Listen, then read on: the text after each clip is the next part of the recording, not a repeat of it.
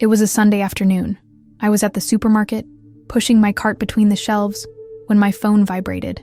The notification was from my daughter. Just one sentence, short but devastating. "Come now, I'm scared." My body froze. I dropped the cart in the middle of the aisle and read it again. The words seemed to scream from the screen. My heart raced. My hands trembled. My mind was empty, and at the same time, filled with horrible possibilities. She was at my parents' house. She'd gone to spend the weekend with them, as she did sometimes. I never thought that place, the house where I grew up, could become a threat to my daughter. But in that moment, everything changed. Share this story to reach further. Subscribe to the channel. Share this video on WhatsApp. And leave a comment telling me where you're listening from. I'll be very happy to read each comment. I ran to my car without even stopping at the cash register. I drove like crazy, crying without realizing it. I tried to call her, but she didn't answer. I called my mom. Nothing. My dad. Also nothing. The drive seemed longer than ever. Every stoplight was torture. All I could think was, what happened in there? Flashbacks began to flood my mind. My father had always been temperamental. My mother, conniving. And yet, I tried to believe that with my granddaughter it would be different. That perhaps, in time, he would change. That the harsh words, the controlling looks, were a thing of the past. But what if they weren't? What if now she was the target? I parked the car in front of their house. The street seemed normal, too quiet. I took a deep breath, trying to control my breathing. My whole body was shaking.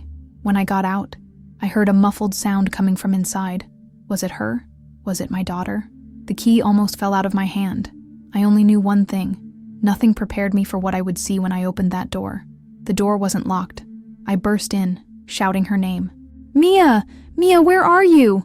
The house seemed empty, but there was a tension in the air, a heavy, suffocating energy. I saw a fallen pillow on the floor, a broken glass near the couch. My heart was pounding so loudly I could barely hear my own footsteps. Then I heard a soft sound.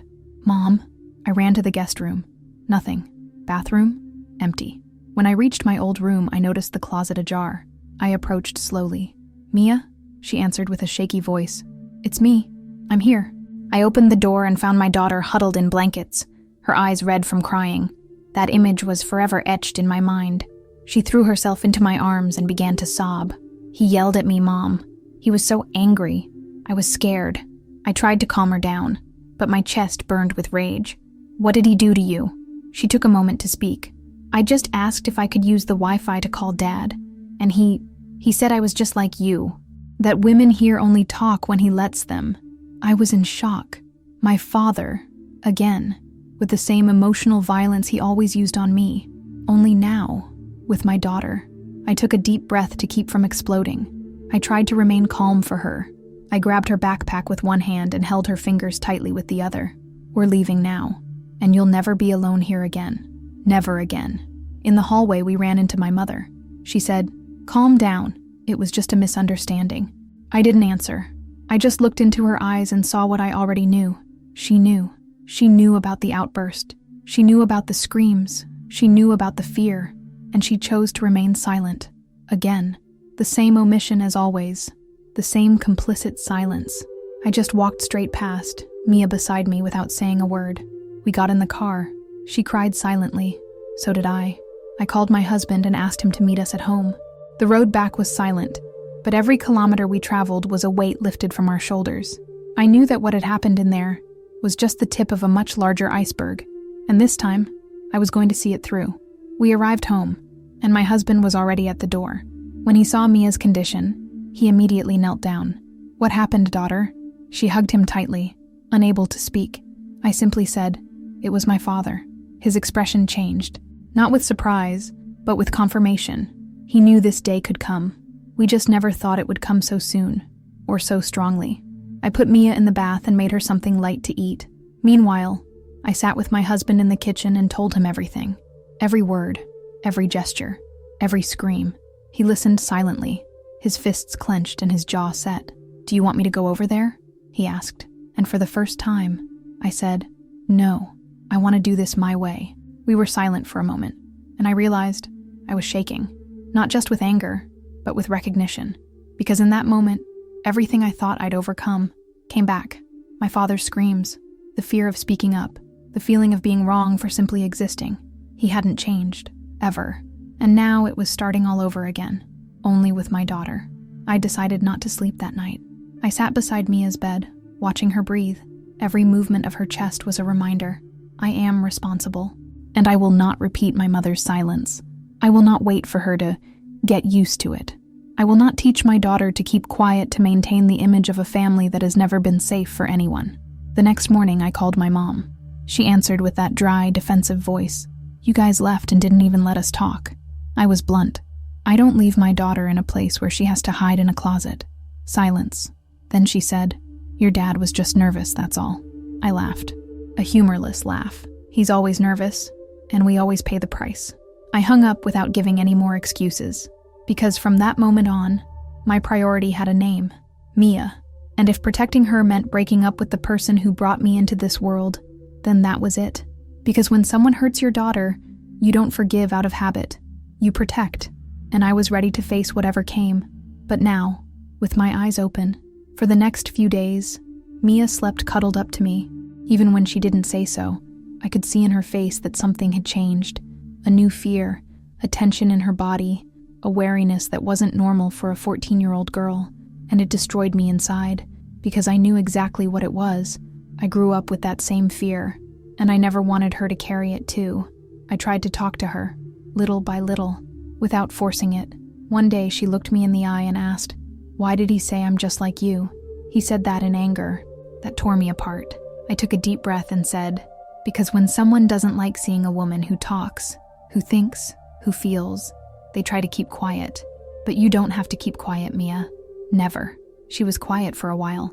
Then she said, "I thought I was wrong for wanting to call Dad." I almost cried. "You weren't wrong. He was wrong. And when an adult makes you doubt your feelings, that's called emotional abuse. You didn't do anything wrong. You were just a child, asking for care." She hugged me tightly. That hug said it all. I took her to therapy the following week, and I went back to mine too, because I realized I could no longer ignore my own traumas. What happened to her was a wake-up call, a second chance at life saying, "You need to deal with this. It's not just about the past. It's about what you're going to pass on." And I swore, my daughter will inherit healing, not pain. My husband supported every step. He never questioned it. He never minimized it. And that gave me even more strength. He'd say, "You're rewriting your family's history." And that's huge. Sometimes that strength faltered. Sometimes I cried alone in the bathroom. But even then, something inside me said, "Keep going." Because now it's not just about me anymore. And when I looked at Mia, it was like watching my childhood on replay. Only this time, with one vital difference. Now there was someone by her side. Someone who listened, who believed, who took a stand. And maybe that didn't erase everything, but it certainly stopped her from carrying alone a pain that was never hers to begin with. After therapy, Mia started talking more, but what she was saying was hard to hear. She explained that this wasn't the first time, that other small verbal attacks had happened. Comments about clothes, yelling over trivial things, threats disguised as politeness, and that Grandma always pretended not to see. She always said, "Your grandfather is just like that." Each sentence she said was like a punch in the gut, because they were the same phrases I heard as a child, the same excuses, the same feeling that if you're sad, the problem is you. And worse, fear. The fear of displeasing, the fear of existing too much. I listened to her with all the care in the world, but inside, it was a fire. I told my therapist everything, and she told me something I'll never forget. Silence is complicit, and when it's repeated for generations, it becomes culture. That broke me, because, without realizing it, I almost passed that culture onto my daughter, by letting her go to their house, by trying to believe that being a grandfather would make him different. But he didn't change, he just had another victim. I started writing about it, venting, short texts, no names, just feelings, and the response was incredible. Hundreds of women wrote, "It happened to me." I thought it was all in my head. Thank you for speaking up. This showed me we weren't alone, that there's an entire generation of women who grew up in fear and are still trying to heal. I took these stories to Mia. I read some to her, and she was moved. "They too?" I said, "Yes, and now they're talking. They're breaking this cycle. She smiled. So I'm helping too, right? I hugged her tightly and replied, more than you know, because she wasn't just a victim. She was a seed. And from there, a much more just future could be born, for her and for so many others. That day, I realized it wasn't enough to protect. I needed to teach. Teach that fear disguised as respect isn't love, that forced obedience isn't care, that a family that makes you feel small isn't a refuge. It's a trap. And my mission now was to ensure my daughter learned the difference, so she'd never again have to hide in a closet to feel safe. A few days later, my mom called. I answered, expecting the worst. She began in a shaky voice. We heard you've been saying things around, things that aren't true. I took a deep breath. Nothing I told you was a lie. She fell silent. Then she said, your dad is devastated. I almost laughed. Devastated not by the hurt, but by being exposed. As always. She continued, you've always been dramatic. Now you're making a fuss. Your father has health problems. He can't handle this kind of pressure. The same old emotional blackmail. The weight of guilt being placed on my shoulders again. Only this time, I didn't lower my head. Mia hid in a closet. Is that pressure for him? Imagine what it was for her. My mother said it wasn't fair, that I was turning the family against him, that he always tried his best. But I already knew this script. He also said he loved me, between screams. Love that scares isn't love. Love that keeps silent isn't caring. And I refused to teach my daughter that. I wasn't going to pass on the trauma for the convenience of others. I said everything calmly, without shouting, without insulting, only with the firmness of someone who will no longer swallow lame excuses. If you want to talk to Mia, that's fine, but you'll have to listen to her, without interrupting, without justifying, without diminishing. My mother replied coldly, she's just a teenager. She doesn't understand anything. And I concluded, then you've lost the right to be around her. I hung up. I didn't cry. I didn't tremble. Because in that moment, something inside me shut down, and it was final. I understood that sometimes, maintaining blood ties means maintaining an emotional prison, and that breaking away is freeing yourself. It wasn't about forgiving or confronting anymore. It was about protecting. And protecting sometimes requires distancing. It hurts, but it saves. And the craziest thing? It was relief. For the first time, I wasn't confused. I didn't feel guilty. I felt strong, clear. I didn't need them to understand. I just needed to make sure my daughter knew that what she experienced was never, ever normal, that she didn't deserve it, that it wasn't her fault, and that now she was safe. Afterward, something in me changed. I started recording short videos about what happened, without naming names, without revealing too many details. But I talked about emotional abuse within the family, about how it's silent, often invisible, but destroys from within. The videos began to reach many people. People from all over the world were sharing. One woman wrote, your story is the same as mine. Just change your grandfather's name and it's the same thing. Another said, I thought I was the only one hiding pain behind excuses, and that showed me the power of choosing not to be silent. When we transform trauma into a bridge, pain into a warning, and scars into compasses, and that's what I wanted, to not repeat it, to heal. Mia watched one of the videos. Is it about me? I smiled and replied, it's about us, about everyone who's been through this, but also about those who will go through it if we don't talk. She was silent for a moment. Then she said, I think I want to tell my side of the story too. I said, only if you feel ready. And to my surprise, she was. She recorded a simple video, her face covered, just her voice. I'm 14 years old. I thought I was wrong for wanting to call my dad, but today I know it's wrong to yell at a child for that. The video went viral. Comments from teenagers, fathers, mothers. People said, you're brave. You saved my daughter. And Mia cried with emotion. But it was a different kind of cry. It was healing. That day, I understood that my daughter wasn't just a survivor. She was an agent of change. And that, even at such a young age, she was rewriting her own story. And that is one of the most powerful things anyone can do. Because when you give voice to pain, it stops dominating you, and it begins to transform into strength, protection, a path. And you know the most beautiful thing? It all started with a message. A come now, I'm scared.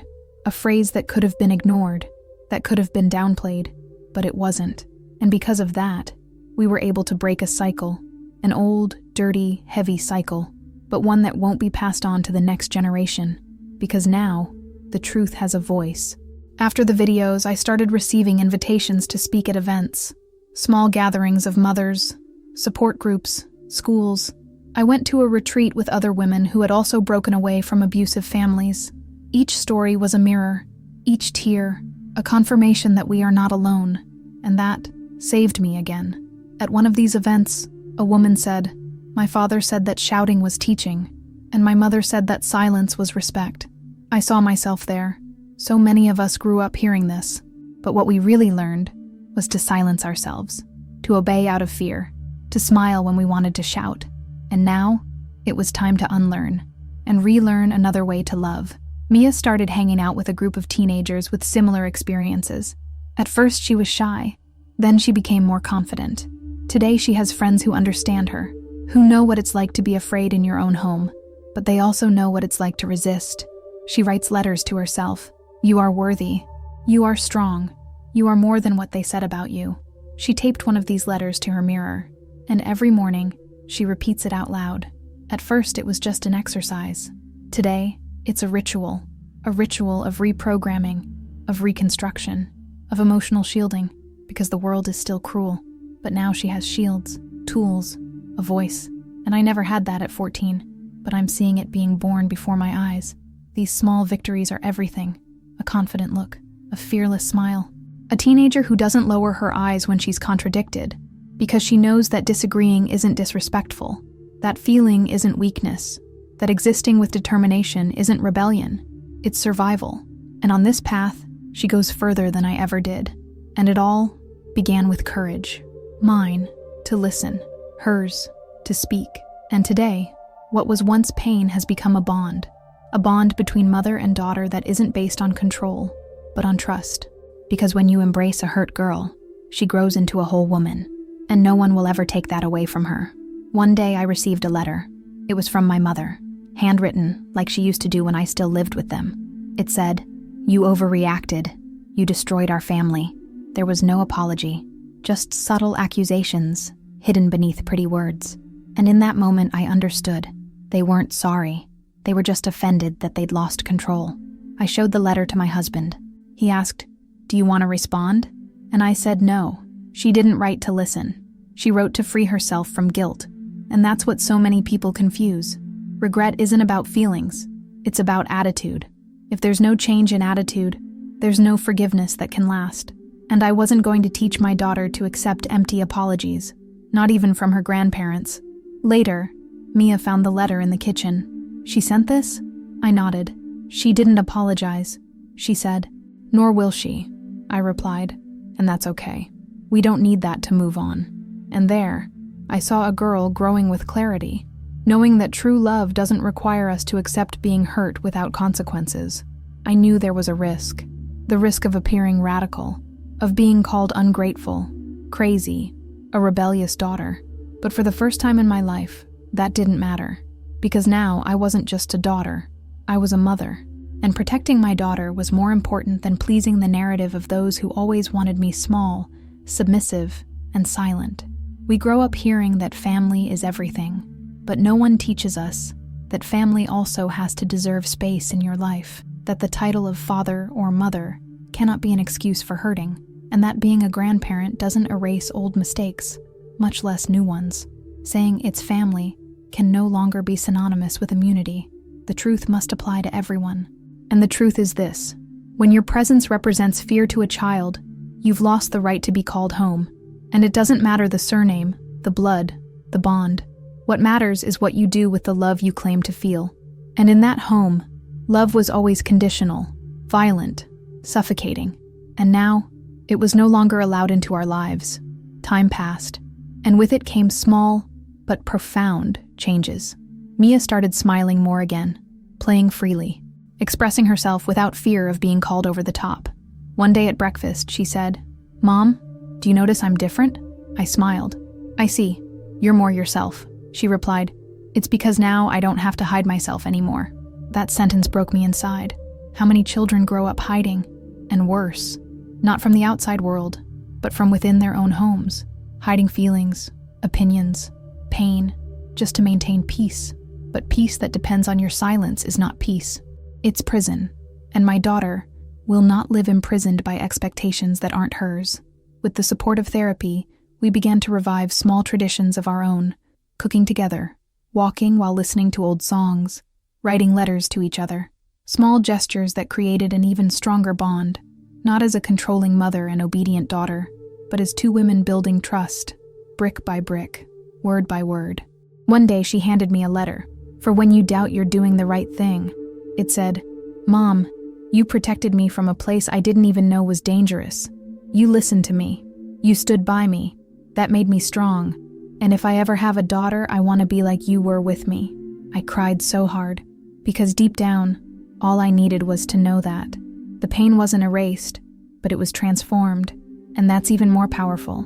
Not because we forgot, but because we chose to remember it clearly, without letting it define us, without carrying the past as a chain, but as a scar, one that shows what we've lived through, what we've overcome, and what we choose to protect from now on. And do you know what the greatest victory is? It's looking at my daughter today and seeing that she has what I never had, a present, firm mother, who doesn't waver under family pressure, a mother who chose to break the cycle, who chose her, who chose the truth, and that's why today, she smiles, and her smile has no hidden fear. It has freedom. Over time, my parents' absence stopped being a hole and became space. Space to grow, to breathe, to build something new. It's strange how we spend our lives trying to please those who hurt us, and when we finally move on, we realize the world goes on, and better yet, it becomes lighter, more sincere, without the constant weight of approval. The holidays arrived. Christmas, Mia's birthday. These days used to make me anxious. Will they show up? Will they behave? Now, for the first time, I wasn't thinking about them. I was thinking about Mia, how to make that moment special for her. No fear, no tension, no drama hidden behind family photos. On her birthday, we had a picnic in the park, only our closest friends, selected family members, people who brought lightness. She ran, laughed, and threw herself on the ground without fear of being called out of control or disrespectful. When we sang happy birthday, she looked at me with a sparkle in her eyes that said, "I'm safe, I'm happy." After the party, my husband hugged me. "You created this environment. You pulled us out of the fire." I cried silently, not out of sadness, but out of relief, finally understanding that it's not selfish to walk away from someone who hurts. It's love, love for yourself, love for your children, love for the truth. And now, that love was what guided our home. My parents' absence no longer hurt, because what they represented was no longer welcome here. If they ever understand, great. If not, let them follow their path. I follow mine, a path that doesn't require silence to maintain peace, that doesn't use shouting as an argument, that doesn't normalize fear in the home, a path where my daughter can flourish. And in this new world, our family rebuilt itself, not perfectly, but with presence, not with ready-made speeches, but with listening, and that's all I needed. I didn't want an Instagrammable home. I wanted a real home. And it was only when I stopped trying to fix what never respected me that I was able to build something new, something we finally call home. One day, Mia came home from school with a history paper. The topic was repeating cycles, and she asked me, "Mom, do you think our family repeated bad cycles?" I took a deep breath. "I think so, but I also think we're breaking that now." She smiled. "Then I'll write about it." I asked, "Do you really want to?" She replied, "I do, because I feel part of the change." She presented her work at school, and the teacher emailed me. She said she cried while reading it, that Mia's maturity was astonishing, and that her writing inspired other students to share their stories. Some even asked for help after class. When I read it, my heart sank. The pain we'd experienced had become a bridge to healing others. That's priceless. Mia now understands that being heard changes everything, and so do I. Today, our conversations are deep, listening, and respectful. I don't pretend to be a perfect mother. She doesn't pretend to be a teenager who has everything figured out. But we listen to each other, and we embrace each other, and in this true space, we create something that never existed in my childhood: emotional security. The other day, she hugged me before bed and said, "You know I feel strong because of you, right?" And right then, I cried. I cried because I spent my life trying to be strong for myself, but I never imagined that this strength would be a root for someone else, for her. And now I understand. We heal when we protect. We save ourselves when we save someone we love. The cycle ends here, with my daughter sleeping peacefully, with me writing this in peace, without fear of reprisal, without doubt, because for the first time, I know I did the right thing. Even if it was difficult, even if it was painful, I did what I had to. And my daughter, she will grow up whole. She will grow up knowing that her voice matters. And if one day someone tries to silence that voice, she will remember that a woman, years ago, chose to face ghosts, break ties, and shout, "Enough." And that woman was her mother. And that is what defines legacies. Not blood, but courage. Not a name, but a choice. And mine was clear. My daughter deserves to grow up free. Today, when I look at my daughter, I see something that never existed in me at 14. Lightness. She speaks firmly. She laughs loudly. She asks difficult questions. She says no clearly.